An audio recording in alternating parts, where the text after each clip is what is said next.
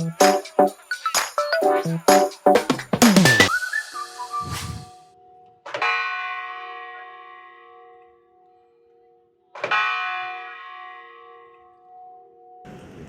安，欢迎大家来我们未来大学的先修班的课程。那大家都收到了一个你们的学号 T2028，欢迎大家加入我们学号 T2028的未来大学先修班。那我们的班长2年前开始有这个想法，因为我们发现现在的大学生、现在的年轻人用各种创新的方式，在想尽各种办法，去找到他们想要学，然后他们想要变成的一种人，变成的一种学习者。那在这样的一个情况之下呢，我们今天特别邀请了4位我们的小学长姐们，然后他们分别来自工学院、医学院、生农学院，还有人文学院。那我们大家安静的听他们分享他们的故事。那这也是我们大家现在正在面对的教育挑战。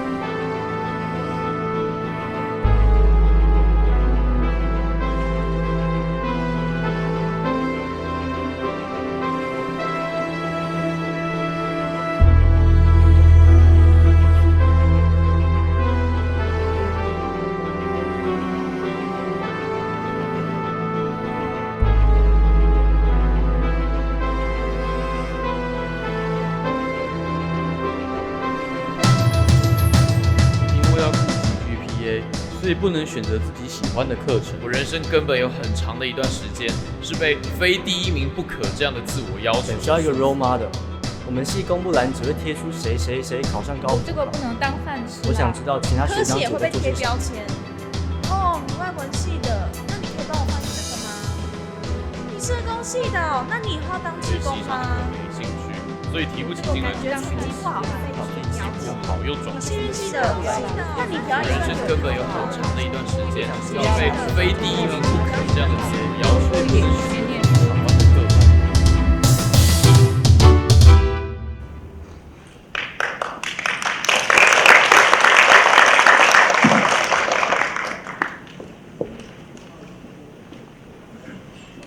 大家好，我是台大工科大4的张哲浩。大家好，我是哲学系的谢璇。大家好，我是园艺系硕一的王贤慈。大家好，我是医学系萧显维。今天很荣幸的代表其他台大的同学在这里和各位分享我们几个的故事。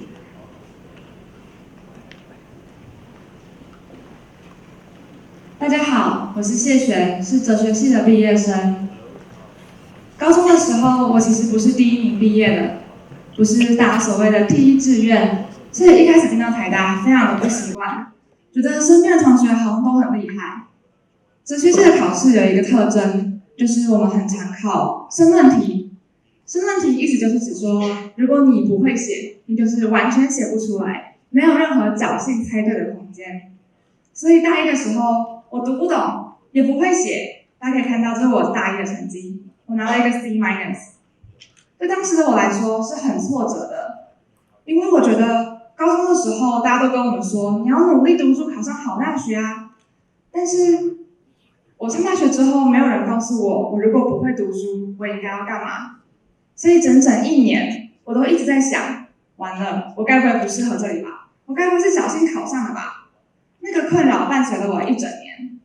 后来才知道有一个词专门在讲这种心情，叫冒牌者症候群。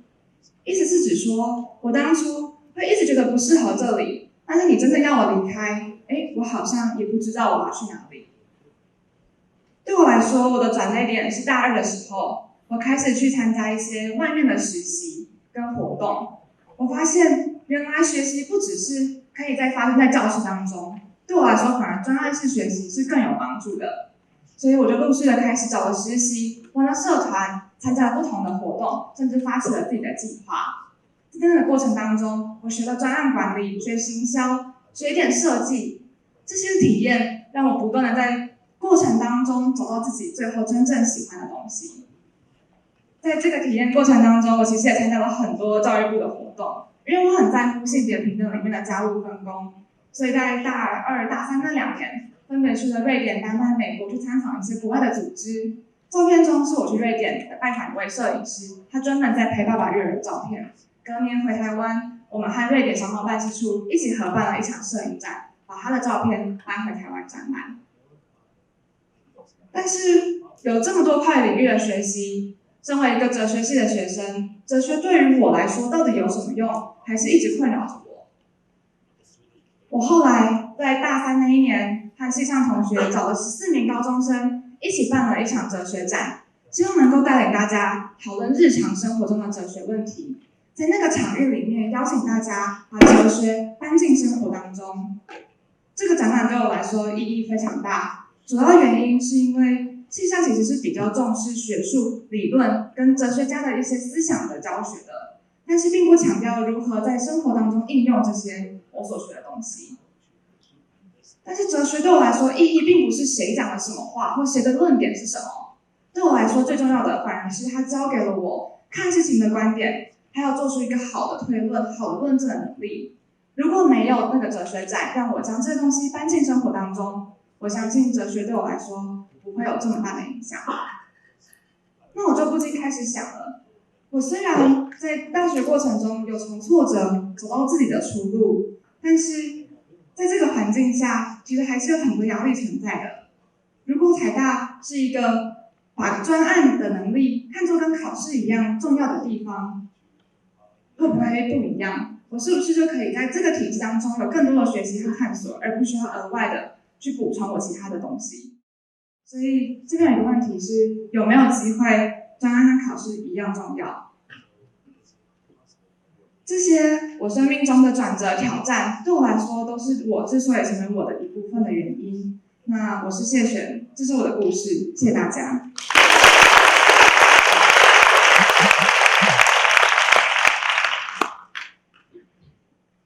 大家好，我是工科系的哲浩。那今天呢，我要跟大家分享一下我的一些大学生活，跟我对未来大学的一点想象。首先呢，我是一个重考生，我现在可以很不避讳讲这件事情，但是当年的我非常的在意。国中3年、高中3年、大学4年，这好像是每个人必经的一个成长历程。那在每个阶段，我都是以第一志愿来要求我自己，直到我大学联考考爆，才让我重新思考：这真的是我要的吗？这真的是成功的定义吗？所以我才在想，那医学系是不是真的我想要念的东西？我发现医学系应该是我想要满足自己的一些虚荣心，跟满足家里的期待。我真的想念的是像可能电机或是机械这样可以自己动手创造东西的科系。但比起要念什么样的科系，我更在乎的是，我是不是能够进到一所好的大学，然后结识好的朋友，然后有更多的资源可以创造一些很不一样的事情。所以进到台大的时候，我非常的开心，我加入了台大学生会的新闻部，做了很多议题的倡议跟报道。然后我也加入了台大的艺术季，规划了1整年的艺文行销活动。我曾经也参加过台大的海外交换计划，我去的是 Stanford， 在那边我做了很多关于新创相关的研究。我自己做比较不一样的事情是，因为我自己一直对教育非常的关心，所以我在上大学的时候，有以往的一些迷惘跟困惑，我创立了一个教育的频道，教育的 YouTube 频道，叫做少年早餐店，它是那个笑人，台语那个笑人的一个笑人。那为什么会想要创这个频道呢？是因为我觉得台湾其实不是缺乏教育的资源跟一些资讯，而是大家好像对于教育这个词太陌生、太有距离感，而不会在日常生活中就接触到它。我觉得教育不是应该只是一个义务，而是教育能够让我们透过它可以成就更好的自己。所以我拍摄一些比较生活化的一些影片，去诠释我们在课本里面所看到的一些知识，然后用不一样的视角去解释大学科系的一些介绍。那我们频道呢，在今年度募集65万的资金，召集100多人的剧组，我们拍了一个线上的影集，叫做《请问要去哪》。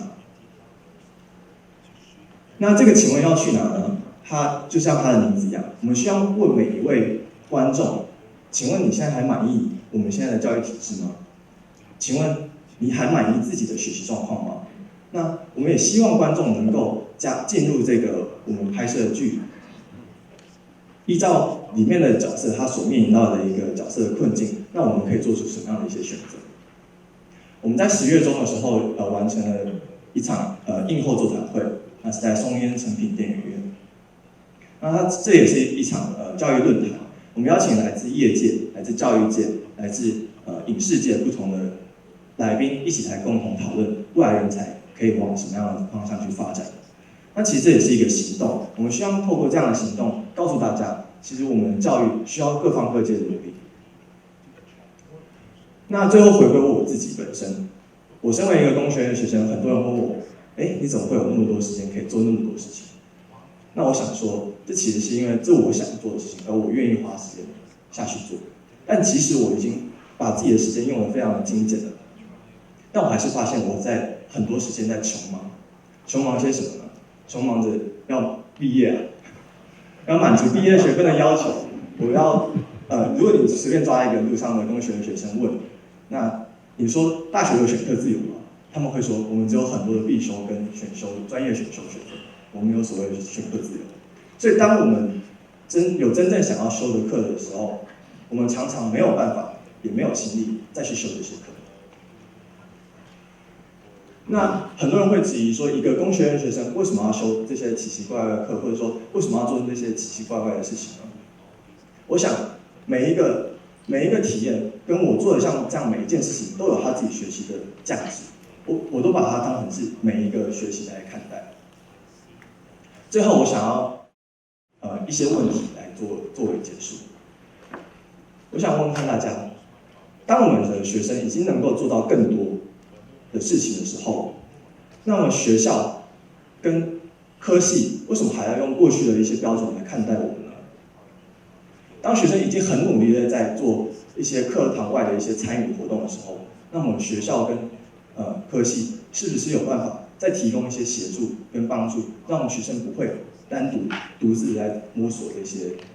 课外的参与跟探索？最后，我们的现在的教育体制真的有办法培养出人才，是能够去解决现在层出不穷的社会上的一些问题跟需求的吗？所以我觉得，如果我们的教育能够更有一些弹性，那是不是学生们能够去做更多的一些对社会有帮助的一些行动，而我们的人才将会更有开创性，而更有每个人独自的创造力。谢谢大家。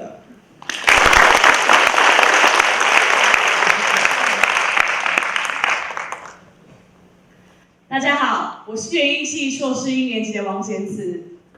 我们家3代都没人从事农业，然后我也从小生长在都市里面，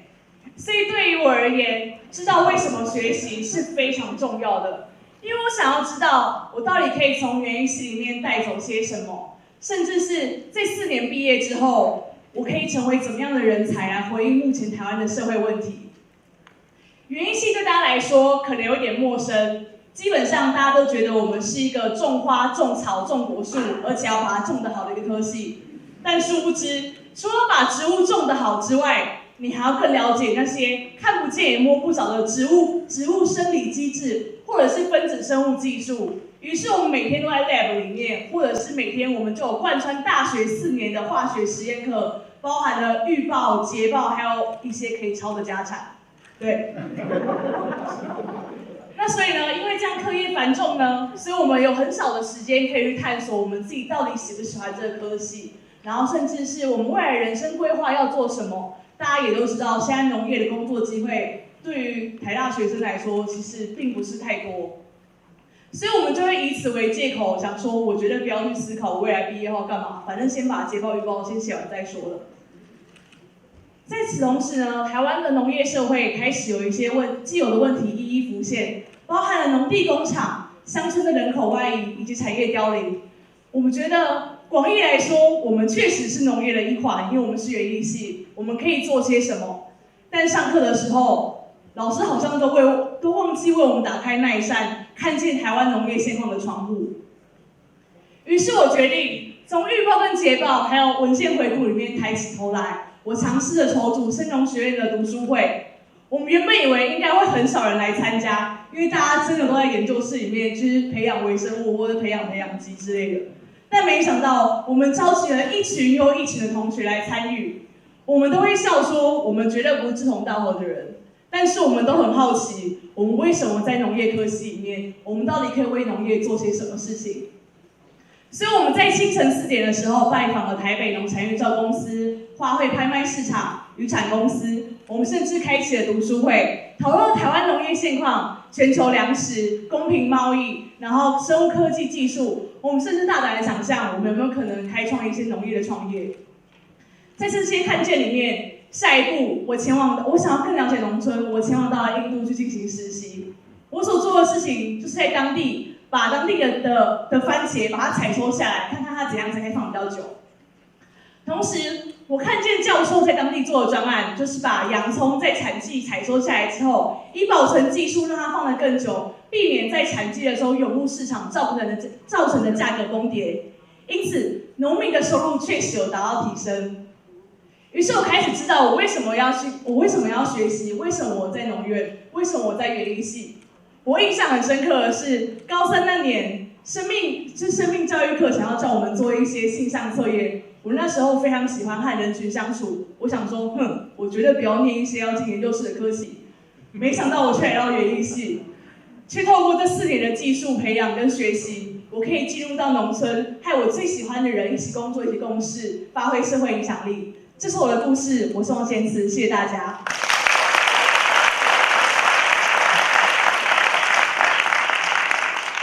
大家好，我是医学系大6的肖贤伟。那今天我想分享的故事是一个梦想着在医院之外也能拥有影响力的医学生，他在台大的一个学习历程。